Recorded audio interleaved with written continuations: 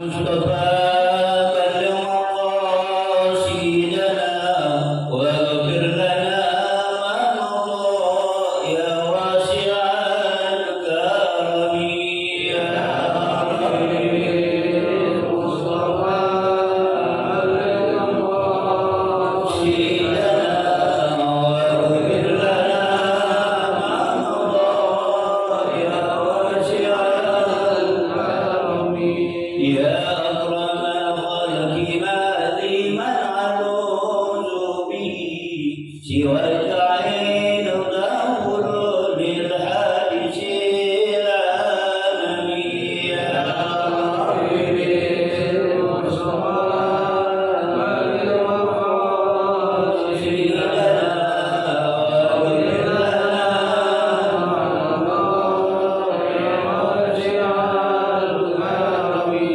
محمد سيد القرنين والثقلين والفارقين من أجل ومن أجل يا حبيب المصطفى بلغ قاصدنا واغفر لنا ما مضى يا واسع الكرم والليالي ورسول الله جاءك بي إذ الكريم تجلى باسم منتكب يا حبيب المصطفى بلغ مقاصدنا واغفر لنا ما مضى يا واسع الكرم فإن من جودك الدنيا وضرتها ومن علومك علم اللوح والكلم يا حبيب مصطفى بلغ قاصدنا واغفر لنا ما مضى يا واسع الكرم اللهم صل وسلم وبارك عليه.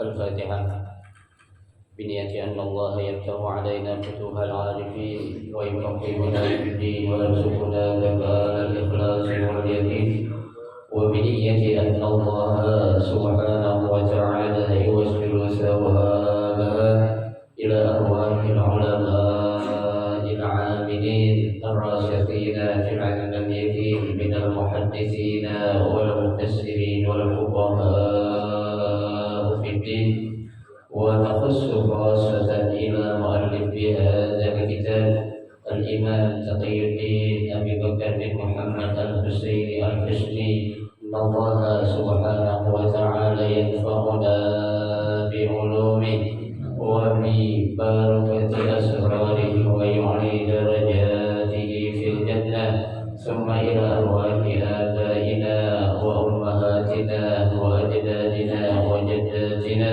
وأعمامنا وعماتنا وأخوالنا وخالاتنا ولجميع المسلمين والمسلمات والمؤمنين والمؤمنات ثم إلى أرواح المؤسس بهذا المصلى من المتبرعين والمتصدقين ومن أنفق ومن وافق بهذا المصلى إن الله سبحانه وتعالى يستر عيوبهم ويجعل قبورهم روضة من رياض الجنة ويعلي درجاتهم في الجنة وإلى حضرة النبي المصطفى رسول الله صلى الله عليه وسلم شيء لله لهم الفاتحة.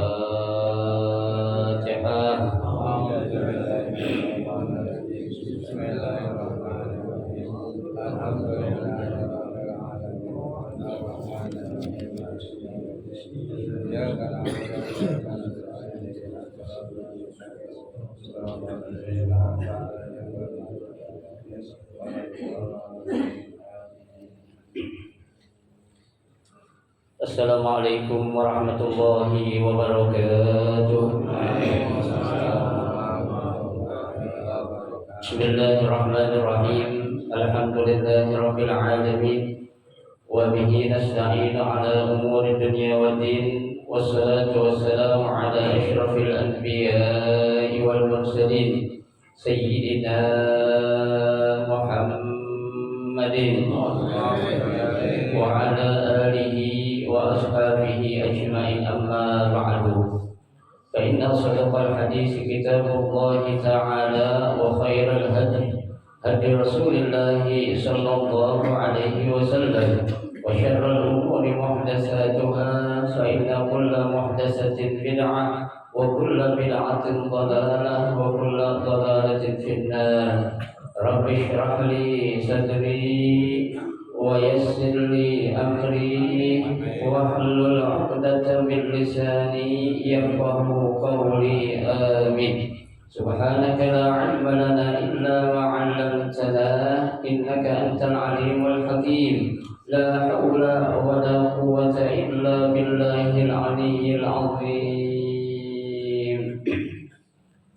Para asatidzah, para sesepuh, bapak-bapak hadirin jamaah majelis taklim subuh gabungan musala Kelurahan Pancaran, wabil khusus Ketua TKM sekaligus Ketua Forum Akhirnya Ustaz Bapak Kiai Haji Muhammad Amin bin Haji Abdul Rahim, dan para asatidzah lainnya yang mudah-mudahan Allah selalu pelihara kesehatannya, Allah panjangkan umurnya, dan Allah berkahi hidupnya. Amin Allahumma amin.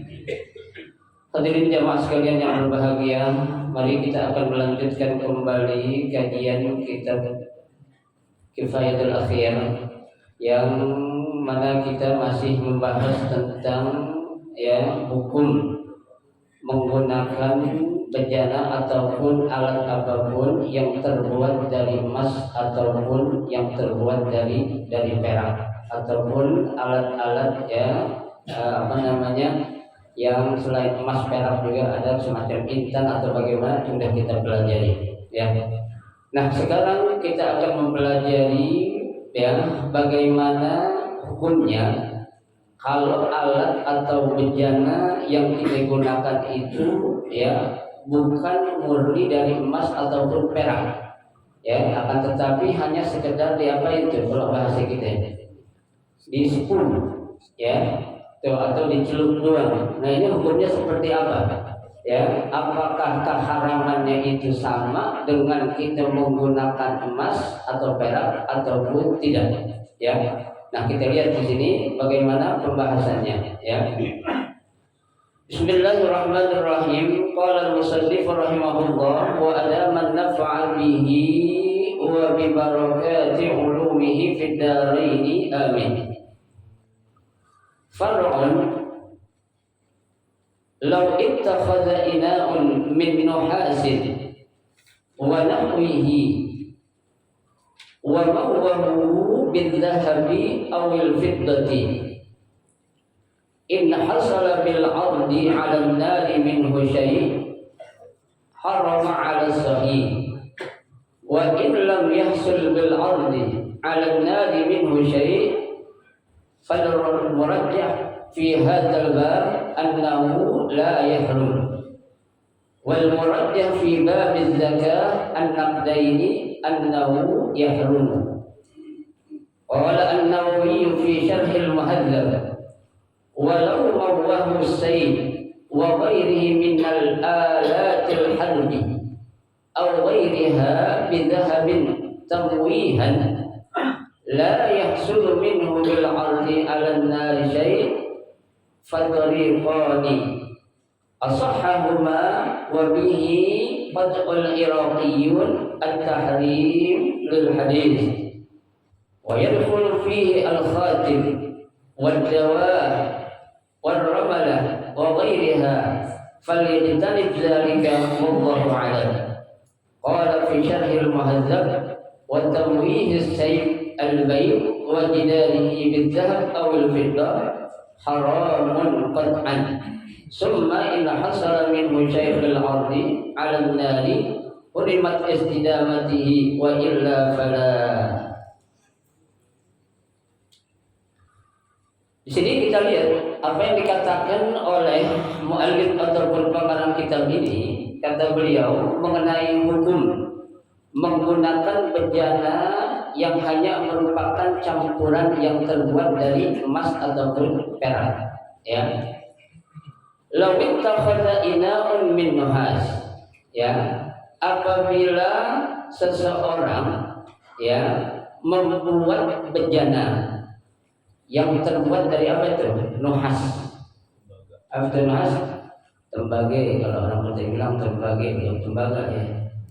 Ya, kita tembaga bilang. Ya, coba.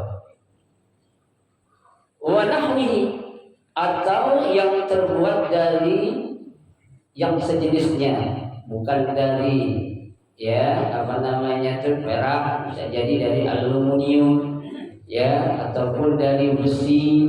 Ya, pokoknya benda-benda yang bukan benda yang apa itu mewah lah, seperti emas ataupun perak. Ya, itu. Nah, ketika orang ini membuat bejana dari tembaga ataupun barang-barang lainnya, ya, wa mawahu bidhahab awil fiddah. Ya. Nah, setelah dia itu membuat bejana dari tembaga, tuh bejana itu diapain? Ya, disepuh dengan menggunakan emas ataupun perak. Ya, disepuh nih, bukan sepuhan yang kayak gitu bukan. Ya, kita sepuhan yang itu lagi yang buat apa itu warna itu kan. Ya, gitu. Nah, dilihat in hasala bil ardi 'ala an-nari min syai' harba 'ala sahih. Ya, seandainya ya bejana yang terbuat dari tembaga tadi ya setelah dicelup ataupun disepuh dengan menggunakan emas atau perak ya itu, setelah itu diapain? Ditaruh di atas api ya ataupun di apa itu bahasa kita digarang lah ya, dibakar ya itu. Nah, kalau ya saat dibakar tuh bejana tadi yang sudah disepuh dengan menggunakan emas atau perak ya mengeluarkan emas ya, artinya emas itu ya kelihatan mencair, maka tetap hukumnya haram ya, hukumnya haram meskipun hanya sekedar diapain? Disepuh doang ya. Tapi kalau ditaruh di atas api tuh ya dia mengeluarkan atau menjadikan emasnya itu keluar atau mencair, tetap hukumnya apa? Haram untuk diapain? Digunakan ya itu. Jadi bukan hanya ya yang terbuat dari emas ataupun perak secara murni ya. Nah, kalau memang ada campuran atau sekedar disepuh juga, di sini dikatakan hukumnya tetap apa? Tetap haram ya gitu. Nah, sekarang bagaimana ya seandainya tuh benda yang tadi sehabis disepuh dengan emas atau perak ya ketika di atas api dibakar atau diletakkan di atas api itu enggak mengeluarkan emasnya ya. Nah, kita lihat di sini wa in lam yahsul bil ardi 'ala an-nari minhu syai' fal murajjah fi hadzal bab annahu la yahrum.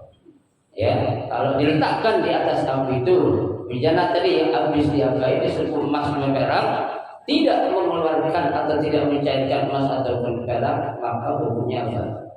Tidak diharamkan. Ya, jadi memang apa?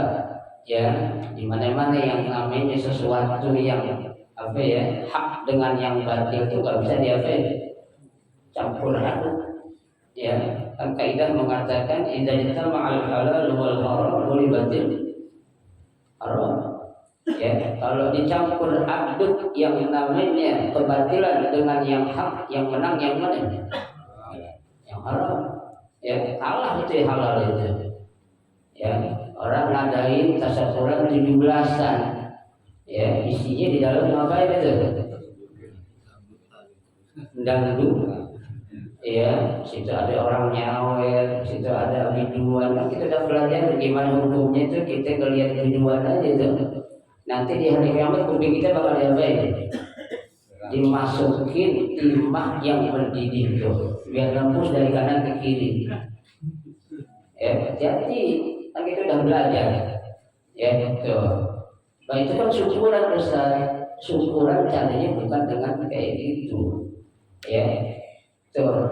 Sesuatu yang bid'ah aja, ya orang lagi mempermasalahkan masalah bid'ah.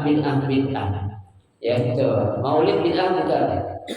Orang bilang bid'ah katanya. Ya, tapi kalau yang dilakukannya itu baik, maka bisa ternilai menjadi apa? Ya, bid'ah hasanah dan akan ternilai suatu ibadah. Ya, nah ini syukuran baik kan?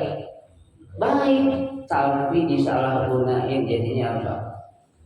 Ya, kufur nikmat. Ya, nggak boleh. Jangan sampai kita tuh ya menyalahgunakan apa? Syukur nikmat atas karunia nikmat yang Allah sudah berikan kepada kita. Ya, yang kita anggap ya suatu hal yang sepele, kelihatannya sepele menurut kita, tapi menurut Allah, ya Allah itu suatu dosa yang amat besar. Ya, kenapa? Karena itu suatu kezaliman, suatu kemaksiatan. Ya, yang nantinya itu berdampak bukan hanya bagi si pelakunya saja, tapi buat kita juga kebagian ya sialnya. Kebagian Pak. Ya, Allah tidak menurunkan azab kepada si pelaku orang yang melakukan maksiat saja, tapi kepada orang yang ada di sekitarnya pasti bakal kebagian sialnya. Ya, kayaknya kita yang namanya emang amal ma'ruf nahi munkar berat Pak. Ya, berat buat kita itu. Ya, apalagi kemunkaran itu timbulnya bukan dari orang sembarangan. Ya, orang-orang yang apa tuh? Yang kita pandang, kita lihat, dia ngerti, dia paham tentang apa? Tentang agama. Ya, tuh. Kalau dia nggak ngerti sih urusan belakangan. Justru itu orang nggak ngerti yang tobatnya bakal diterima. Nah, kalau orang yang ngerti, dia ngelakuin suatu dosa, kira-kira tobatnya diterima kan? Innamat taubatu lil ladzina ya'maluna su'a bi jahalah, kata Allah kan begitu. Ya Allah akan menerima taubatnya itu ya lantaran seseorang melakukan suatu kesalahan karena memang dia nggak tahu. Ya, dia itu apa? Dia itu ya bodoh. Tapi ketika orang tahu kalau itu suatu perbuatan dosa atau maksiat, dia kerjakan, maka yang ada apa? Dosanya. Alhamdulillah min dzalik. Ya. Setelah Nurdin masuk ke Sauban, sini ke dalam. Tahan. Ada jalan. Tahan, ada jalan. Ada jalan tengah. Ya. Masuk sini. Setelah Nurdin ada jalan. Ayo. Ke dalam ke Ali Nurdin. Sini kosong. Komprang, ini komprang. Ya, baik kita lanjut. Ya. Jadi apa? Ya. Meskipun hanya sekedar disebut, tetap hukumnya apa? Haram. Ya.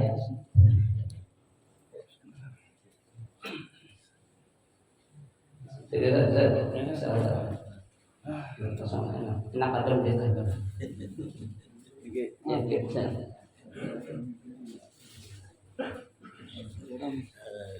Ya, baik lanjut ya.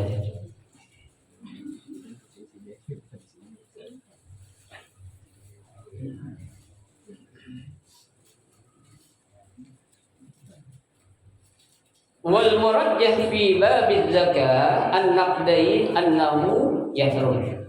Ya, betul. Nah, dalam bab zakat ya, mengenai pendapat ini yang rajih tetap yang namanya emas ataupun perak kalau digunakan untuk sesuatu yang tidak boleh digunakan hukumnya apa? Haram. Ya, bapak-bapak pengen keren pakai kacamata, ya apa namanya gini apa namanya? Remnya terbuat dari emas, boleh nggak? Keren banget, rem kacamata dari emas. Jangan, itu haram hukumnya. Ya, Warna kuning lagi. Emasnya kuning lagi kelihatannya, apalagi emas putih. Ya, baik. Qala An-Nawawi fi Syarhil Muhadzab. Imam Nawawi berkata dalam kitab Syarah Muhadzab, walau mawwahu sayf wa ghairihi minal alatil harbi aw ghairiha bidhahabin tamwihan la yahsulu minhu bil ardi 'ala an-nar syai' ya fatariqani. Nah, sekarang bagaimana hukumnya?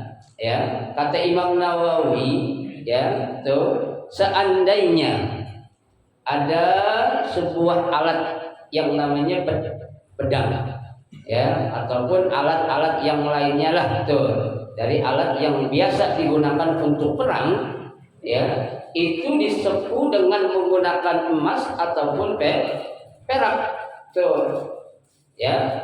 Tapi ini alat-alat perang tadi, baik pedang ataupun yang lainnya, setelah dia disepuh dengan menggunakan emas atau perak, saat dibakar atau diletakkan di atas api tidak mengeluarkan emas atau perak. Nah, ini gimana hukumnya?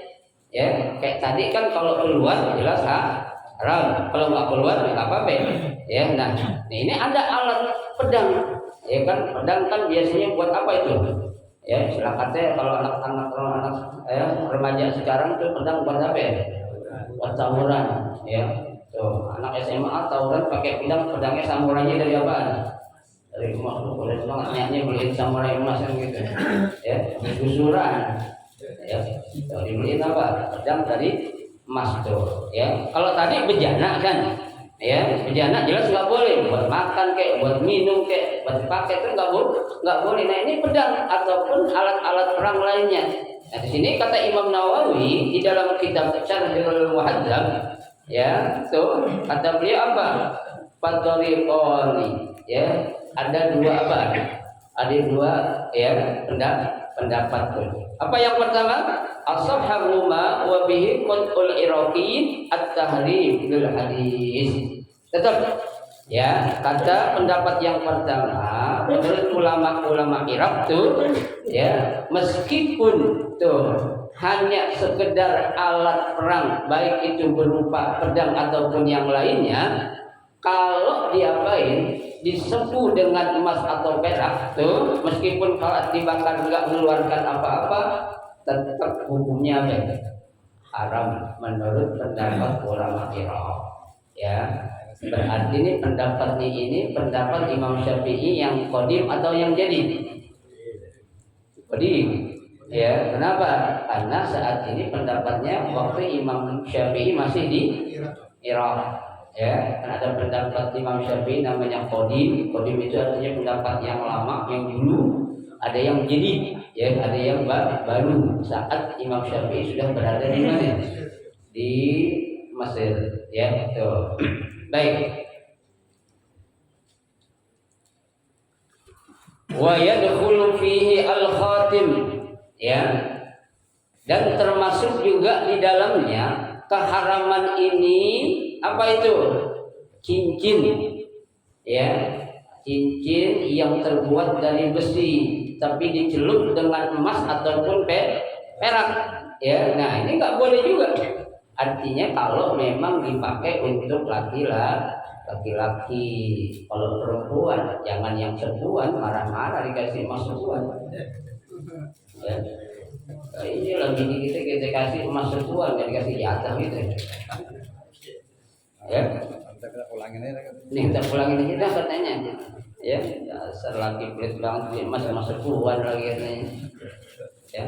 Dikasih tanda overboard. Ya.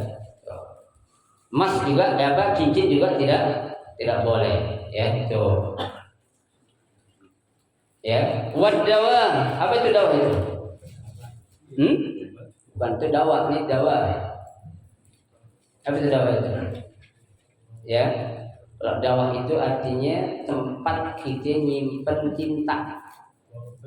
Ya, tempat nyimpen cinta. Ya, itu ada namanya dawa itu. Ya, kayak kita punya apa namanya? Punya printer, ya, di rumah. Itu tempat nyimpan tintanya, kita taruh buatnya dari apa ya? Emas atau perak. ya tetap enggak boleh ya tuh ya.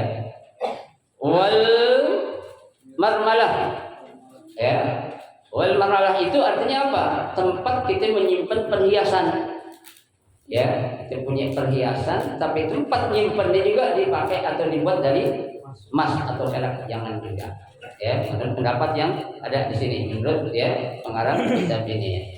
Wa ghairiha, dan yang lainnya kata pengarang fal yajtanib zalik, hal-hal yang demikian itu disuruh diapain? Dijauhin dah ya, jauhin. Kalau kita bukan jauhin karena nggak punya duit buat belinya ya, mau jauhin beli kagak ya, jauhin ya. Kalau yang lain kita jauhin kan langsung dangdut, kita jauhin duitnya ya. Baik, wallahu a'lam ya. Qala fi syarhil muhadzab ya, wa tamwihi saqful bait wa jidal bidhahab aw al fiddah haramun qat'an. Coba ya. Kata pengarang kitab ini, Imam Nawawi berkata di dalam syarah muhadzab ya, kita membuat atap rumah dan tembok aja kita siram pakai emas boleh enggak? Oh, boleh banget. Ya. Namanya apa? Kalau sekarang kan lagi ngetren apa tuh? PVC. Ya, apa-apa pakai PVC sekarang. Ya, atapnya itu plafonnya. Ya kan? PVC ada motif ini tuh. Ya, kenapa? Karena kalau bocor enggak kelihatan katanya. Ya, enggak tahu air ngomong habis itu ambruk di bantu ya. Iya, air ngomong kan pelan-pelan ke pantat. Ambruk berat air kan berat kan? Ya, tuh. Nah, ini ada orang kali saking kayanya dia bikin ya plafon pakai apa? PVC yang disiram sama emas ataupun perak, nggak boleh. Ya, tetap hukumnya apa? Haram. Awil jidar, temboknya juga. Ya, tembok disiram pakai apa? Emas ataupun perak. Cuma kalau warna emas warna perak agak apa? Ya, ini nggak boleh, maksudnya disepunya itu. Ya, yang nggak boleh, meskipun sedikit hukumnya haram. Bapak saya mau tanya Pak, adakah suatu keharaman itu kalau sedikit boleh? Ada suatu yang jelas haram nih. Ada yang bilang kalau dikit kan nggak apa-apa Ustaz. Betul nggak? Ada nggak? Nggak ada Pak. Ya. Kullu muskirin faqalihu haramun kata Nabi. Setiap yang memabukkan meskipun sedikit hukumnya enggak haram. Nah, kalau orang ada yang mengiyakan, ya maaf ya, yang namanya haram kalau dikit boleh, orang berzina dikit doang boleh loh. Ya, mendikit susah, belum semua katanya. Boleh nggak? Tetap nggak boleh. Yang namanya sesuatu yang haram itu mau dikit, apalagi banyak. Ya, Ustaz saya makan riba karena emang ini dah saya pengen nyobain dulu gimana sih rasanya makan harta riba. Boleh? Boleh nggak? Oh, boleh tetap.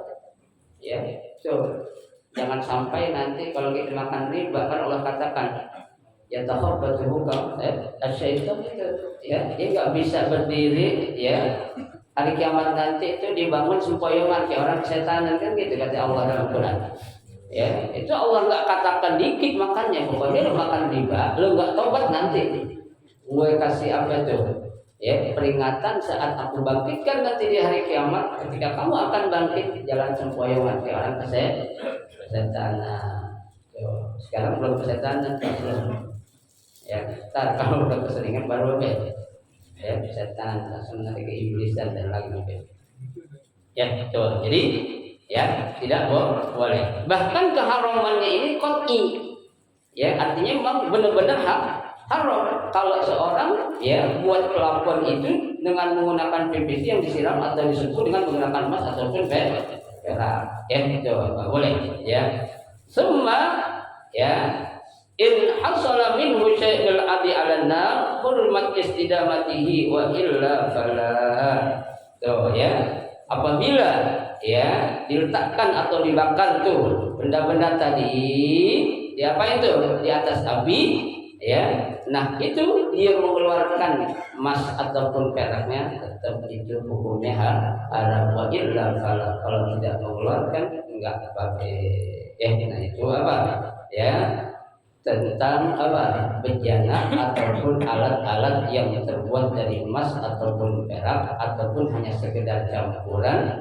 Pendapatnya adalah ya ketika dia tetap mengeluarkan atau berubah menjadi kayak seperti emas maka hukumnya tetap haram, tidak boleh ya. Wa tabi'ahu Ibnu Rif'ah 'ala al-jazm bidzalik wallahu a'lam. Dan pendapat ini juga diikuti oleh Imam Ibnu Rif'ah ya itu apa tuh mengenai hukum ya bejana ataupun ya campuran benda yang terbuat dari emas tetap mereka juga mengatakan hukumnya haram kalau diapain diletakkan di atas api dan mengeluarkan apa itu semacam emas ataupun perak. Wallahu a'lam. Selesai sudah ya pembahasan tentang apa ya bejana yang terbuat dari emas ataupun perak atau hanya sekedar apa campuran saja ya. Nah sekarang kita masuk kepada bab yang baru ya. Faslun ya pasal yang baru. As-siwaku mustahabun fi kulli halin illa ba'da zawali lis-shaimin ya. Siwak itu hukumnya apa? Sunnah ya. Dalam keadaan apapun kalau bisa kita disunahkan untuk ngapain? Bersiwak ya. Tapi ada pengecualian di sini illa ba'da zawal lis-shaim ya, kecuali setelah gelincirnya matahari bagi orang yang lagi ngapain? Puasa ya. Orang lagi puasa nyiwak tengah hari boleh gak? Ini kita lihat gimana hukumnya ya gitu. Wa huwa fi salasati mawadi'a ashaddu istihbaban ya gitu. Nah kita bersiwak ini sangat-sangat dianjurkan ya untuk kita bersiwak ini dalam 3 keadaan ya. Jadi kita disuruh nih kalau ada kita rasakan terjadi dalam diri kita ini ya tuh maka kita disunahkan harus apa bersiwak ya. Dalam keadaan apa saja? Yang pertama inda taghayyuril fami min azmin wa ghairihi ya. Yang pertama sebabnya kita sangat dianjurkan untuk bersiwak saat keluarnya bau busuk yang keluar dari mulut kita. Bau apa? Bau busuk ya. Kalau bau jengkol gimana? Ya, bau jengkol juga sama kan nggak semua orang doyan jengkol, bau putih juga ya betul. Nah ini bau busuk ini disebabkan karena apa? Ya, min azmin ya, karena terlalu lama diem. Ya, orang kan kalau kelamaan diem biasanya itu bau mulutnya berubah gak? Berubah. Ya, atau yang lainnya dia nggak minum, dia nggak makan tuh, orang lagi ngapain puasa ya itu.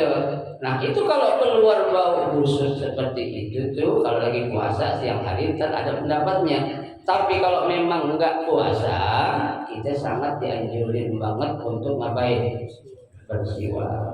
Ya, emang siwak ini Pak sesuatu yang gampang-gampang susah.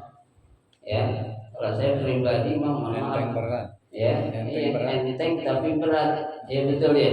Nah, saya hanya pribadi belum bisa terus dia mau ngapa-ngapain siwak. Ya, saya lihat Ustaz Iqbal, masya Allah di memakannya saya lihat bersiwak dia. Ya, karena memang biasa ya, karena saya belum membiasakan itu ya. Nah sekarang kan ada orang bilang Ustaz sekarang kan zaman udah canggih, kalau kita gosok gigi aja boleh gak? Boleh sama hukumnya ya. Siwak kan kelihatannya orang terkesan kayak aki-aki katanya kan, orang bilang berarti gak kayak gitu coba ya orang bilang kayak aki-aki lo nyiwak katanya ya. Jadi kalau orang dulu nyiri orang bilang apa? Nenek ya, padahal nyiri itu bagus itu ya. Orang kita serba salah sih, kita bener ya, dikatain kita salah Ya, didiemin itu. Ya, aneh orang kita itu. Ya. Baik. Yang pertama apa? Saat terjadinya apa? Timbulnya bau busuk yang keluar dari mulut. Yang kedua, wa indal qiyami minan naumi. Ya, saat kita baru bangun tidur.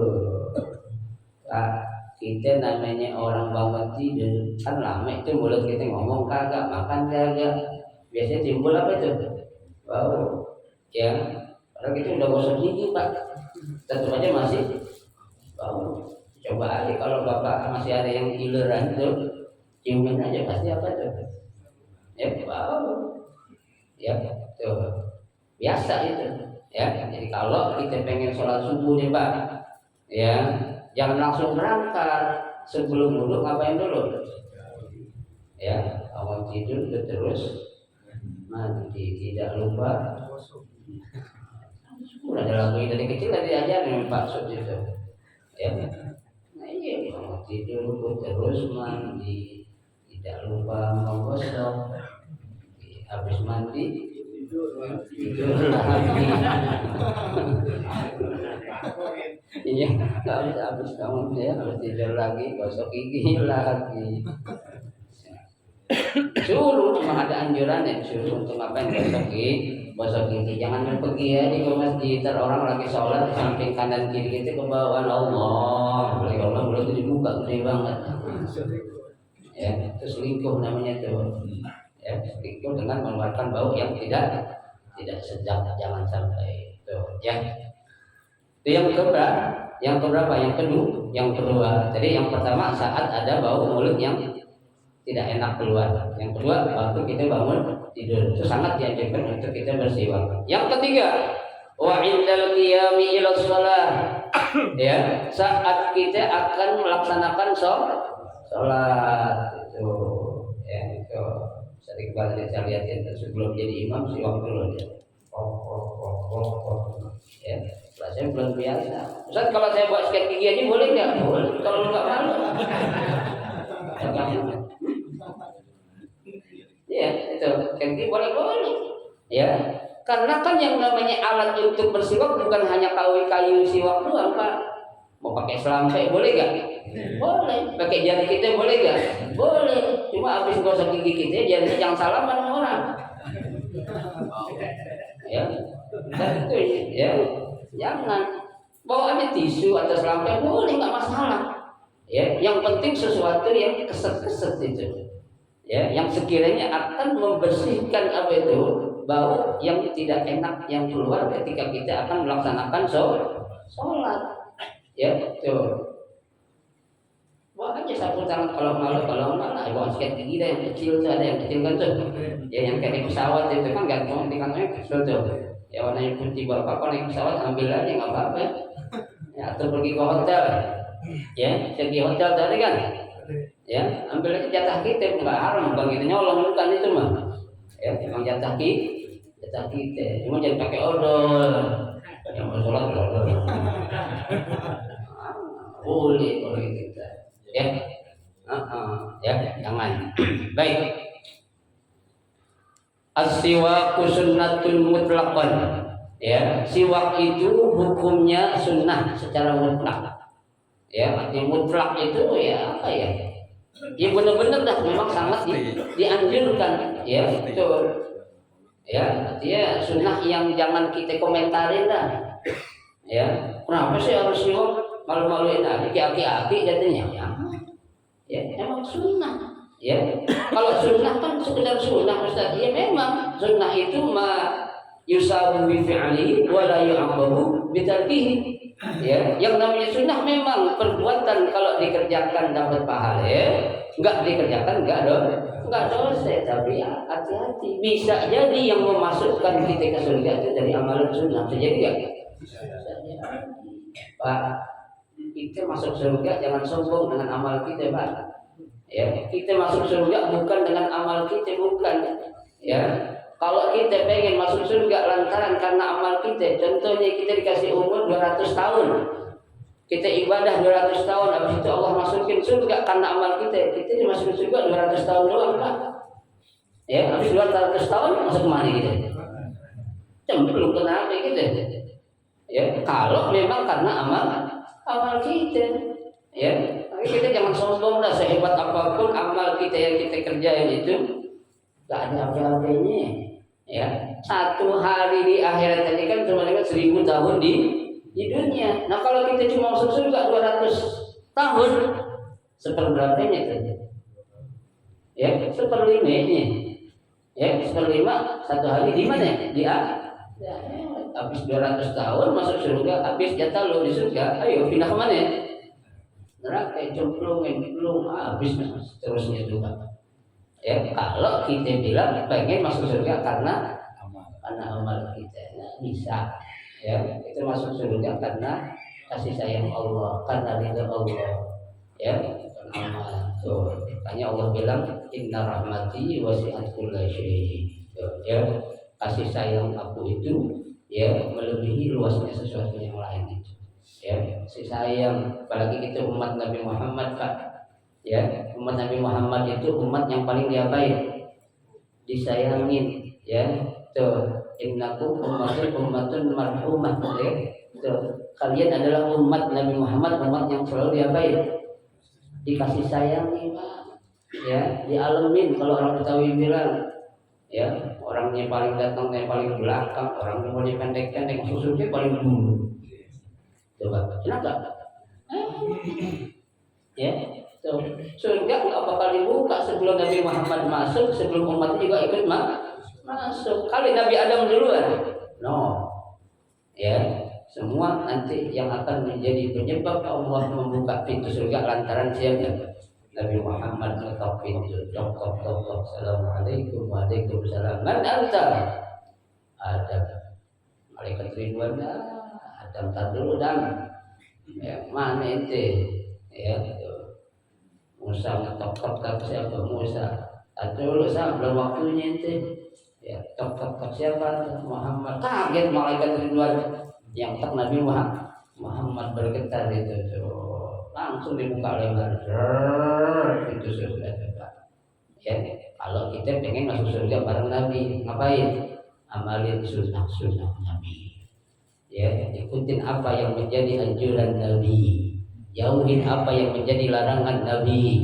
Ya, tuh, jangan menyalahgunakan makna arti sebuah apa itu kemerdekaan, jangan sampai yang itu. Baik, itu lagi ya. Liqaulihi sallallahu alaihi wasallam. Ya, sesuai dengan hadis Nabi, kata Nabi as-siwaku matharatul lil fami. Ya, tuh, siwak itu akan membersihkan atau mensucikan mulut, mardatul lirabbi, ya, dan juga akan mendatangkan apa? Keridhaan dari Allah. Ya, Allah itu suka yang indah-indah. Ya, innallaha jamilun yuhibbul jamal, bukan jamal. Kalau jamal onte, ya, si panjangnya, ya. Innallaha jamilun yuhibbul jamal. Bismillah. Ya, itu serang kita. Ya, itu. Allah suka sama yang apa? Indah-indah. Innallaha thayyibun yuhibbul thayyib. Allah itu wangi, suka sama yang wangi.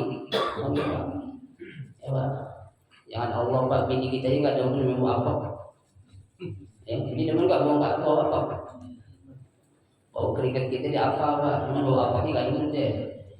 Ya, pengen yang apa? Indah-indah tuh. Ya. Nah, itu ya, kita bersiwak akan membersihkan, mensucikan mulut kita dan akan menjadikan Allah itu ridho kepada kita. Kenapa? Karena kita menjaga kebersihan, ya.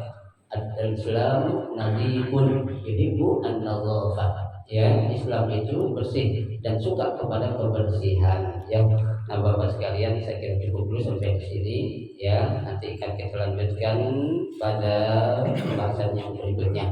Kita sampai di mana itu? Hadis tentang apa?